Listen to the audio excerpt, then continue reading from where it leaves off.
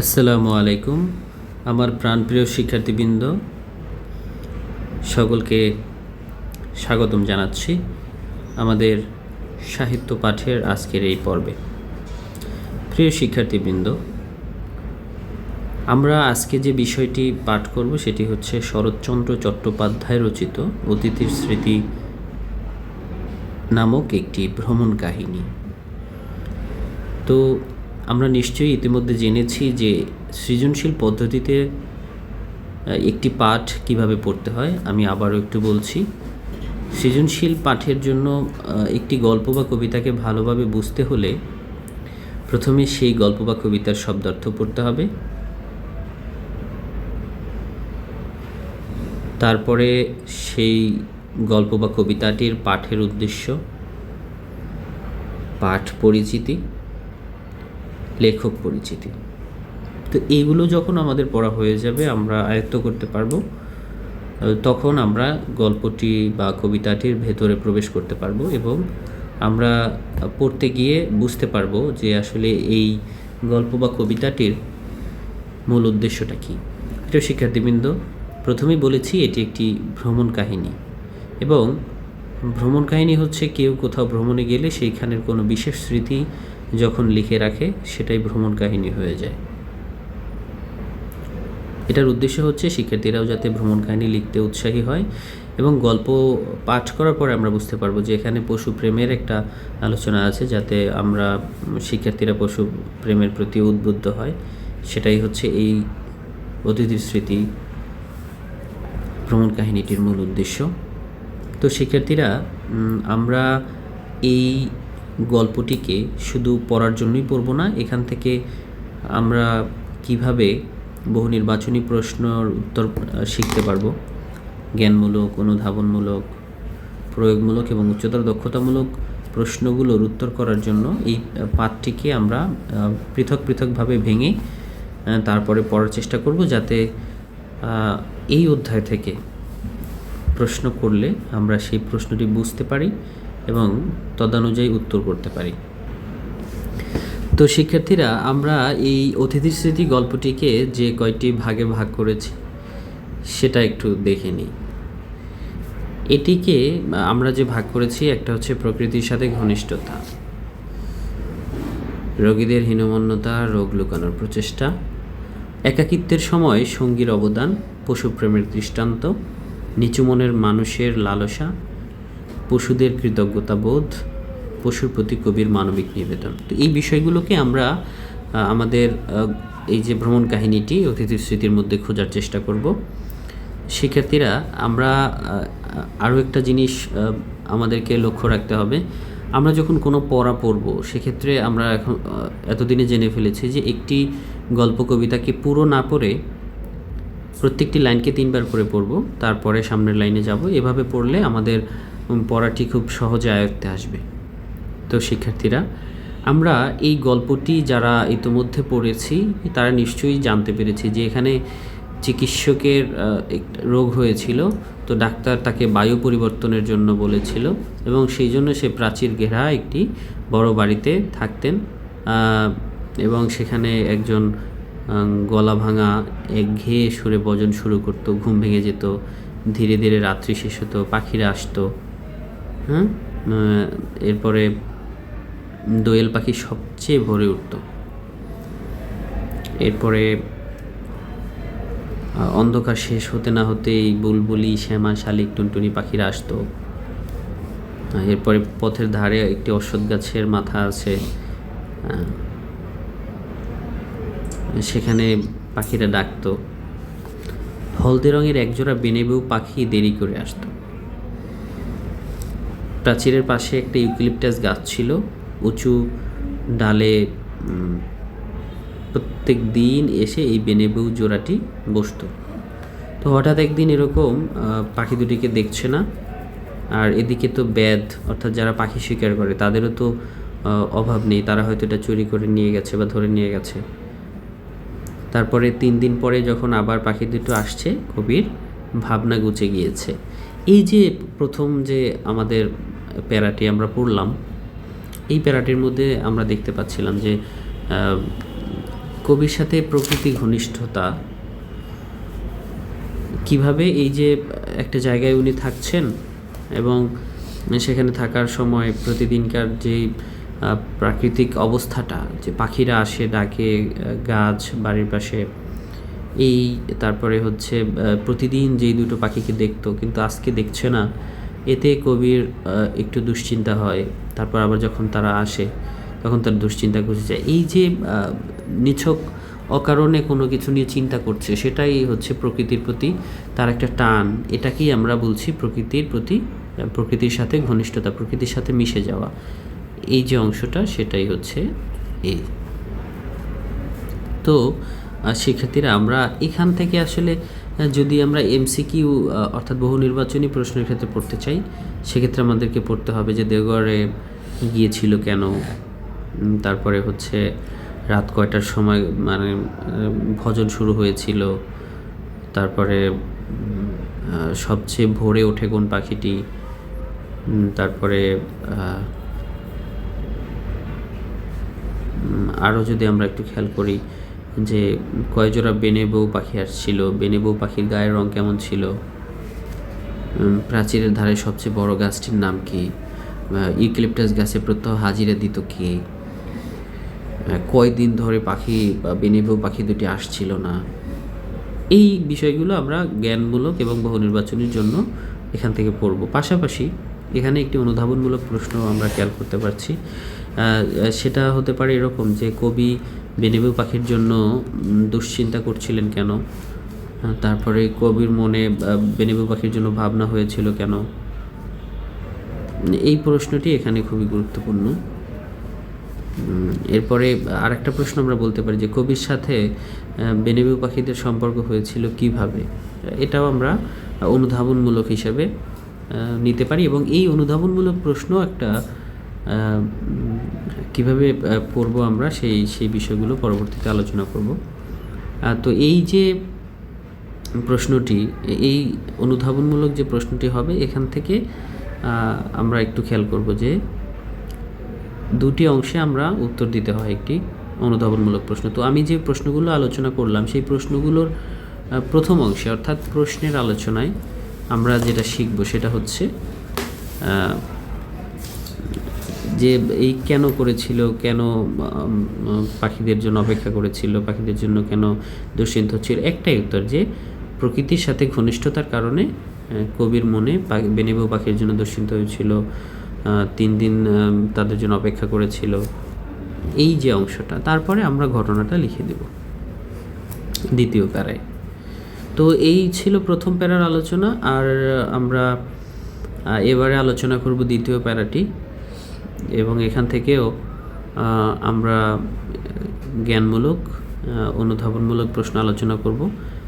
এবং আমার মনে হয় যে তোমরা মনোযোগ দিয়ে যদি দেখো তাহলে এই অধ্যায়ের এই পাঠের আলোকে যদি কোনো প্রশ্ন এসে থাকে সেটার উত্তর তোমরা নিশ্চয়ই ধরতে পারবে এবং সেটার উত্তর সঠিকভাবে করতে পারবে। তো শিক্ষার্থীরা, এবার হচ্ছে আমরা দ্বিতীয় প্যারাটি একটু দেখতে চাই।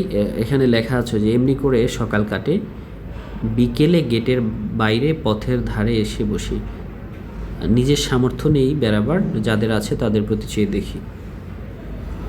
তো আমরা যদি এই লাইনগুলোকে একটু দেখি, তারপরে দেখতাম মধ্যবিত্ত গৃহস্থের ঘরে বিরেতদের মধ্যে মেয়েদের সংখ্যাই বেশি। প্রথমে যেত পা ফুলো, অল্প বয়সী একদল মেয়ে, বুঝতাম এরা বেরোবেরির আসামি। ফোলা আর্ট করে মোজা পরা, কেউ বা দেখলাম মাটি পর্যন্ত লুটিয়ে কাপড় পরছে, সেটা পথ চলার বিঘ্ন, তবু কৌতূহলী লোকচক্ষু থেকে তারা বিকৃতিটা আড়াল রাখতে চায়। এই লাইনটা একটু মনে রাখবে, আমরা পরে আলোচনা করছি। আর সবচেয়ে দুঃখ হতো আমার একটি দরিদ্র ঘরের মেয়েকে দেখে, সে একলা যেত, সঙ্গে আত্মীয় স্বজন নেই, শুধু 3টি ছোট ছোট ছেলে মেয়ে, বয়স বোধ করি 24-25, কিন্তু দেহ যেমন শীর্ণ, মুখ তেমনি পাণ্ডুর, কোথাও যেন একটু রক্ত নেই, শক্তি নেই নিজের দেহটাকে টানবার, তবু সবচেয়ে ছোট ছেলেটা তার কোলে, সে তো আর হাঁটতে পারে না, অথচ ফিরে আসবার ঠাঁই নেই, এ ক্লান্তই না মেয়েটির চোখের চাহনি। শিক্ষার্থীরা, আমরা এখানে যদি একটু খেয়াল করি, আমরা দ্বিতীয় পয়েন্টে লিখেছিলাম যে রোগীদের হীনমন্যতা, রোগ লুকানোর প্রচেষ্টা। আমার মনে হয় যে এই বিষয়টাকে তোমরা ইতিমধ্যে ধরে ফেলেছো। তো এখানে আমরা দেখেছিলাম যে কবি হচ্ছে গেটের বাইরে বসেছিলেন পথের ধারে। তার তো নিজের বাইরে বেরিয়ে হাঁটার সুযোগ ছিল না। তো মধ্যবিত্তের মেয়েরা বেশি রোগী ছিল, বেরুবেরি পা ফোলা রোগ আর কি, সেটা যাতে বাইরের মানুষ দেখতে না পারে সেজন্য তারা কী করতো, মোটা মোজা পরতো এবং ঢোলা কাপড় পরতো। এবং পাশাপাশি এই যে সহায় সম্বলহীন একজন মেয়ের কথা দেখছি, কম বয়সী মেয়ে, কিন্তু 3টি বাচ্চা, নিজের শরীরে শক্তি নেই, তারপরেও ছোট ছেলেকে কোলে নিয়ে রাখছেন। এই যে বিষয়টা আমরা দেখলাম এখানে, হীনমন্যতা এবং রোগ লুকানোর একটা প্রচেষ্টা আমরা দেখতে পাচ্ছি। তো এইখান থেকে আমরা কিভাবে বহু নির্বাচনী পড়ব, এখানে পথের ধারে কোথায় বসেছিলেন,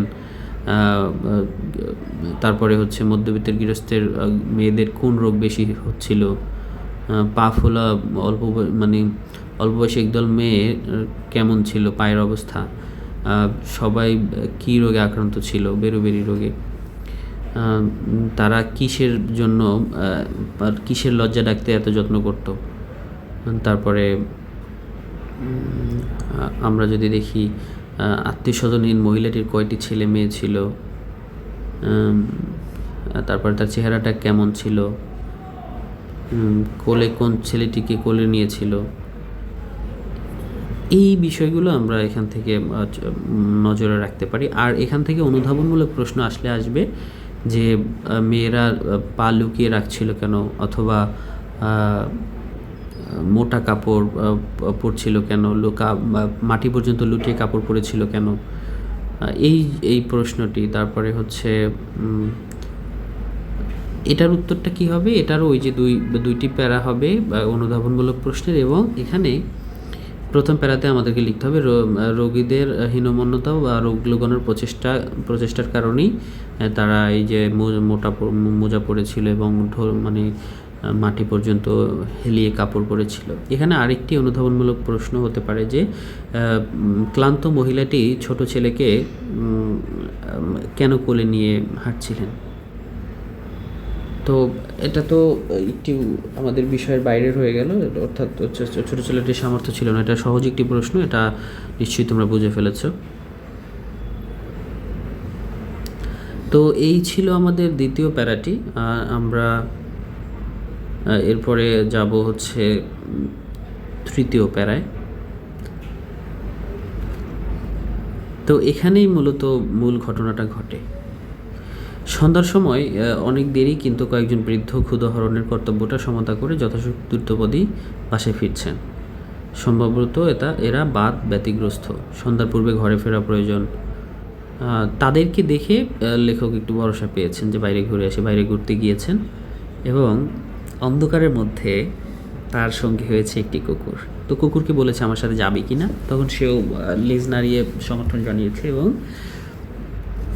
ধীরে ধীরে সে বাড়ির দিকে আসছে।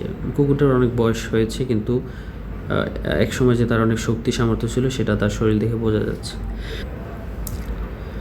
তো এই কুকুরটিকে সে বাড়ির ভেতরে আসতে বলে যে আজকে তো আমার অতিথি, কিন্তু কুকুরটি ভেতরে আসে না, এবং সে বাড়ির ভেতরে ঢুকে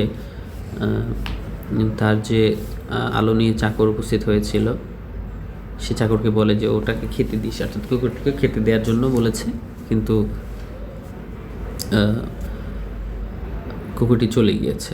এবং পরের দিন সকালে বাইরে এসে দেখে যে গেটের বাইরে অতিথি দাঁড়িয়ে আছে, অর্থাৎ সেই কুকুরটি দাঁড়িয়ে আছে, এবং লেখক বলেছে যে কালকে নিমন্ত্রণ করলাম, এলি না কেন। জবাবে সে লেজ নাড়ছিল এবং বললো যে আজ খেয়ে যাবি, না খেয়ে যাসনি, বুঝলি। তো সেই কুকুরটি আবার লেজ নাড়িয়ে বলছে, অর্থবোধহয় এই যে সত্যি বলছো তো। রাতে চাকর এসে জানালো কুকুরটা এসেছে এবং বারান্দার নিচে উঠানে বসে আছে। বামুন ঠাকুরকে ডাক দিয়ে বলে দিলাম যে ও আমার অতিথি, ওকে পেট ভরে খেতে দিও। এরপরে পরের দিন খবর পেলাম অতিথি যায়নি, আতিথ্যের মর্যাদা লঙ্ঘন করে সে আরামে নিশ্চিন্ত হয়ে বসে আছে। বললাম তা হোক, ওকে তোমরা খেতে দিও। এই যে বিষয়টা আমরা দেখলাম, তো এটার মূল আলোচনাটা আমরা যদি একটু চিন্তা করতে চাই যে জ্ঞানমূলক হিসেবে যে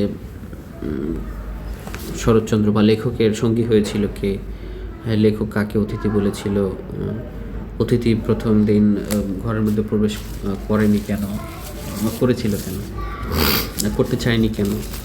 তারপরে আবার প্রশ্ন হতে পারে যে